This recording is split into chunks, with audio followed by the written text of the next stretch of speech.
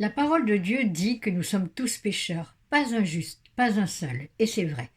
Mais lorsque le Saint-Esprit nous a convaincus de péché, que nous nous sommes repentis, que nous sommes nés d'en haut, alors nous sommes devenus de nouvelles créatures. Nous sommes devenus enfants de Dieu. Il est vrai qu'il est très important de connaître notre identité.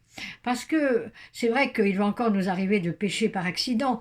Mais si nous gardons cette mentalité de pécheur, quand nous allons pécher par accident, eh ben, nous allons dire ah ben oui, je suis une pauvre pécheresse, c'est normal. Et souvent on entend dire cela, mais je ne suis pas d'accord. Car maintenant, quand Paul écrit aux chrétiens dans ses épîtres, il ne les appelle plus des pécheurs, il les appelle des saints. Donc en Jésus-Christ, quand nous avons été pardonnés, nous sommes des saints. Parce que lorsque nous allons pécher par accident, si nous avons cette mentalité de saint, alors nous allons dire ah non, ce n'est pas normal ce que j'ai fait là, c'est pas du tout normal. Alors nous allons demander pardon au Seigneur bien sûr, et nous allons veiller davantage sur notre conduite pour que cela ne se reproduise plus. Je vais vous raconter une histoire vraie. Lorsque Louis XVI a été emprisonné, on a confié son jeune garçon, il était très jeune, 8-9 ans, je ne sais plus, mais vraiment jeune.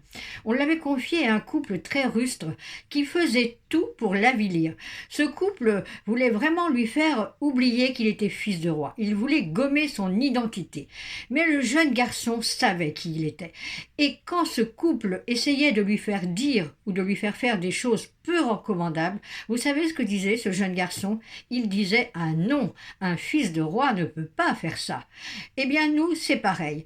En Jésus-Christ, nous avons été anoblis. Nous sommes devenus filles de Dieu, filles du roi des rois. Non pas d'un roi humain, mais du roi des rois, du roi divin. Alors, faisons comme ce jeune garçon. Ayons un comportement digne de qui nous sommes. Et conduisons-nous d'une manière noble. Il y a un verset de Ésaïe 32 que j'aime beaucoup, et je vais terminer par ce verset. Celle qui est noble a de nobles desseins, et elle persévère dans ses nobles desseins.